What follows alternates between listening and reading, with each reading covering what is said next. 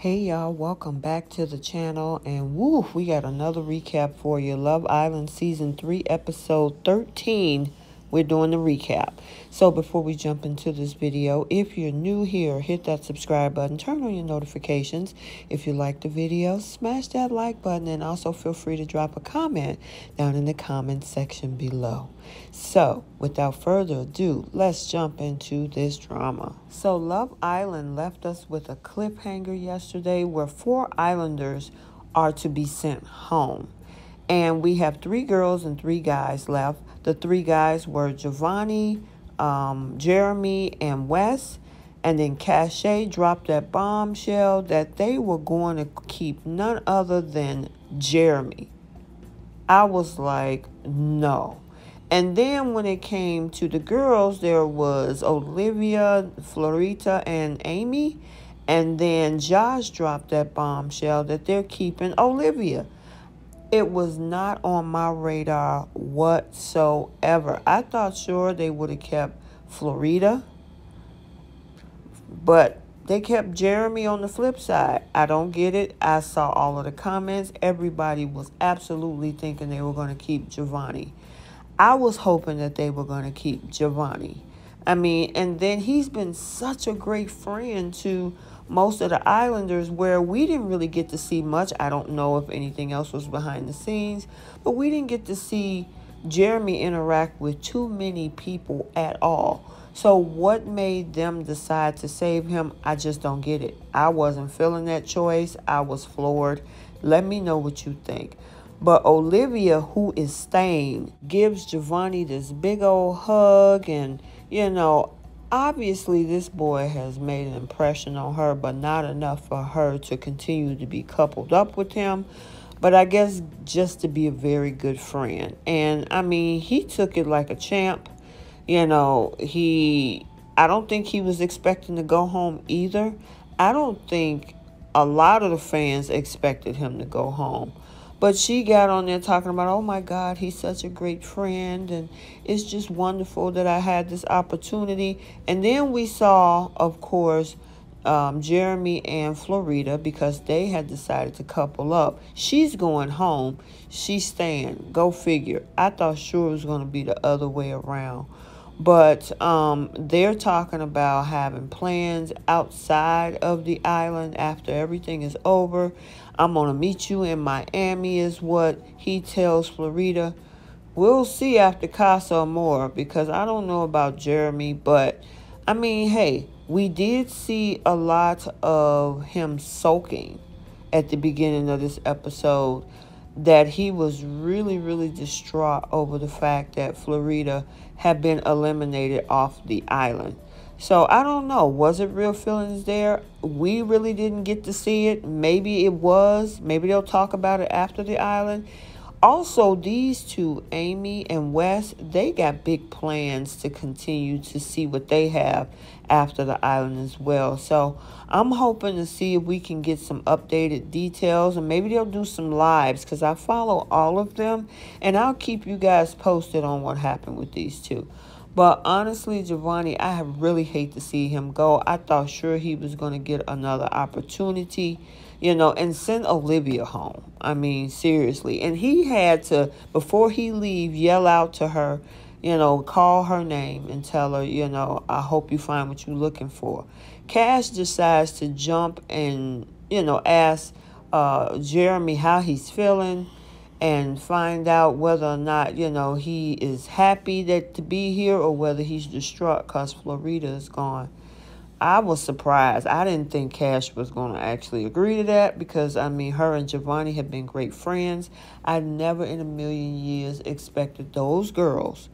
I mean, she was the messenger, but I never in a million years expected those girls to keep Jeremy around. Everybody, I watched the comments, they were just, oh yeah, Jeremy's going home. Well, he's still on the show. So while they're watching Jeremy sulking, both Josh and Cinco was like he has a little bit of a conundrum himself. And then we got Shannon talking to the girls about how immature Josh is. You only 11 months older than him. You're talking like you're 5 years older than him. She's born March of 96. He's born February of 97. Big deal, Shannon. You keep picking with that boy. He's gonna get upset one day. Casa Amor is coming. But keep picking. He gonna pick himself right up and walk up out that door.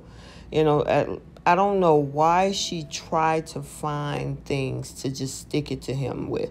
And the interesting thing is both of them are Pisces. She's a March Pisces. He's a late February Pisces. So you would think maybe they will get each other because they know how each other should think. But she just nitpick him to death. I mean, and the advice that he was given to other, especially in the situation with Cinco, you need to go figure that out. You need to talk to him. He also told Cinco, you need to pick what side of you that's, stimulated by the two girls. Which one do you want to live with? And I thought that was a good point. So Cinco got a text to play Love Island games where they was playing Battle of the Sexes. And of course, it seems like the boys won. The girls had one score on the board, and that was pretty much it.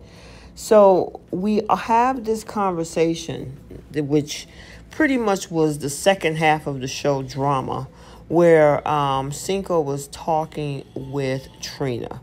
And Trina right now is trying to figure out what Cinco's head is, what he's going to decide, because she needs to know where she stands. And she has a lot of insecurities because of the relationships that she's been in where it's always somebody else, as she stated. And I mean, honestly, I don't like what I'm seeing with this situation. Granted, I say that it definitely builds drama for the show, but listening to conversation from men know exactly what they want. He knows what he wants. The question is it going to be her, meaning Trina? And Trina is definitely trying to get advice as well from Kira, and I guess she's looking at her as being a sounding board in regards to the fact that her relationship with Will is going so well. But I mean, honestly, Cinco knows what he wants. He knows who he wants. Whether it's neither of them and he's just, filling things out between the two of them, or it's Trina, or it's Cash. And for her to continue to go back and forth with this, if it was me, I would remove myself from the situation. I'm not going to be a second thought for anybody. And at this point, I'm not saying that he's being malicious in the situation. He has two girls that he's trying to figure it out. And listen, I will say that both Cash and Cinco had spoke about the fact that Cash wasn't open in the beginning. And I know some fans, I read the comments, it was like, well, she hadn't had enough time to be open. It was only 2 days before Trina just jumped in and got in the situation. But it would have been up to him to say, you know what, let me explore this a little bit more. Or had that conversation, Cash, I want to get to know you further. I'm going to need you to open up a little bit more. Now, some folks might be like, well, what if she wasn't comfortable doing that? Well, that's part of building a relationship with someone. If you want to build a relationship, you are going to have to get to know each other. Being closed off gets you nowhere. It's like beating your head against a brick wall. And that's what they was talking about. And I will give Cash bonus points for taking accountability for that. She saw that she wasn't being 100% in her communication. Communication is always key. On the flip side, he also needs to communicate and figure out what he wants. He needs to tell Trina, listen, I'm missing this with you. I would like to see this with you. Same thing with Cash. Now, I will, because I always talk about the zodiac thing. So if you know my channel, I'll bring it up. Trina is an Aries and Cinco is a Sagittarius. Now, technically, that's more of a match than with Cash, who is a Capricorn.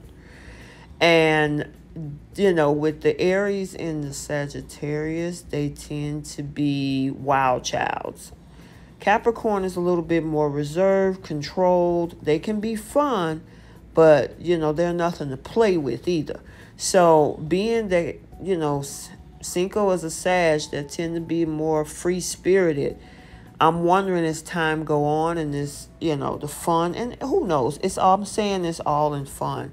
But it's interesting to watch this whole dynamic. And the conversation that Cash is having with him is telling Cinco, you know, you and Trina look like a 25-year-old married couple.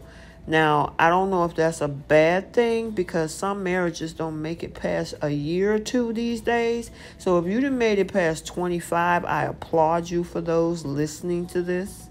So I don't want that to look at something as a negative.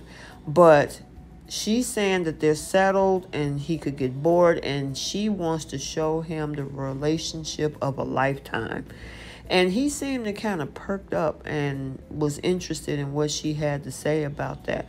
But to see these two pleading their cases, he needs to make a decision, or else Casa Amor might make that decision for him, and he might be the one going home.